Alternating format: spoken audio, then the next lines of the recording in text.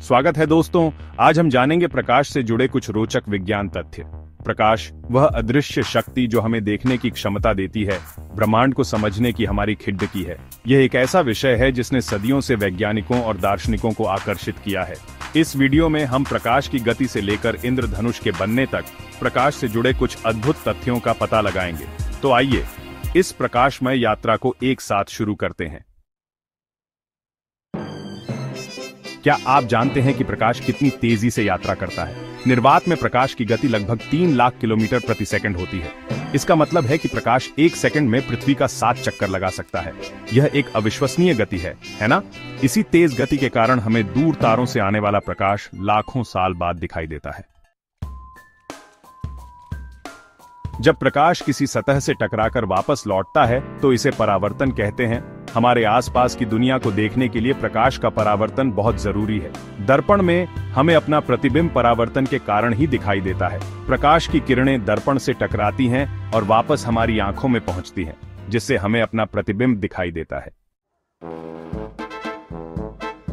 प्रकाश हमेशा सीधी रेखा में यात्रा करता है, लेकिन जब यह एक माध्यम से दूसरे माध्यम में जाता है तो उसकी दिशा बदल जाती है। इसे अपवर्तन कहते हैं। उदाहरण के लिए, जब आप पानी में रखी हुई एक सीधी छड़ी को देखते हैं तो वह टेढ़ी दिखाई देती है।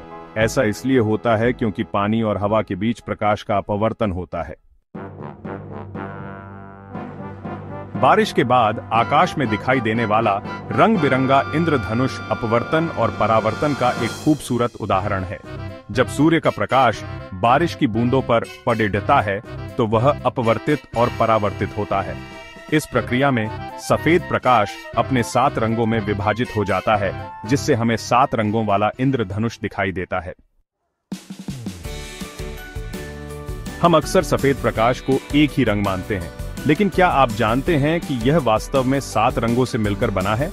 महान वैज्ञानिक आइजैक न्यूटन ने एक प्रयोग के द्वारा दिखाया था कि सफेद प्रकाश प्रिज्म से गुजरने पर 7 रंगों बैंगनी, नीला, आसमानी, हरा, पीला, नारंगी और लाल में विभाजित हो जाता है। जब प्रकाश किसी अपारदर्शी वस्तु से टकराता है तो वह उस वस्तु के पीछे एक अंधेरा क्षेत्र बनाता है, जिसे हम छाया कहते हैं। छाया का आकार और आकृति वस्तु के आकार और प्रकाश स्रोत की स्थिति पर निर्भर करता है। क्या आपने कभी गौर किया है कि खतरे के संकेत और ट्रैफिक सिग्नल लाल रंग के क्यों होते हैं? ऐसा इसलिए है क्योंकि लाल रंग की तरंग दैर्घ्य सबसे अधिक होती है, जिसके कारण यह वायुमंडल में सबसे कम बिखरता है और अधिक दूरी तक यात्रा कर सकता है। जब हम आसमान की ओर देखते हैं तो हमें वह नीला दिखाई देता है। क्या आपने कभी सोचा है कि ऐसा क्यों होता है?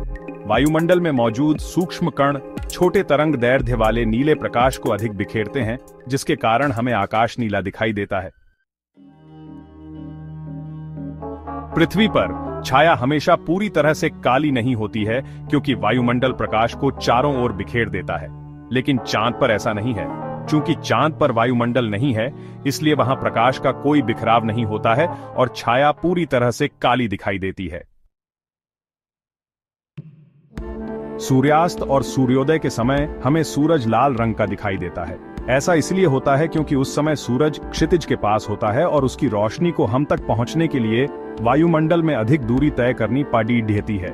इस दौरान नीला और हरा प्रकाश ज्यादा बिखर जाता है और लाल रंग हमारी आंखों तक पहुंचता है।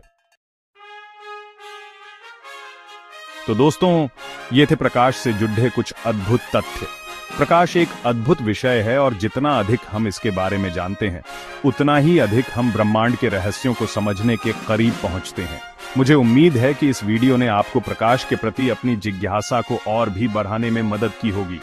अगर आप किसी विशेष विज्ञान तथ्य या प्रकाश अध्याय से संबंधित किसी अन्य टॉपिक पर जानकारी चाहते हैं तो बता सकते हैं।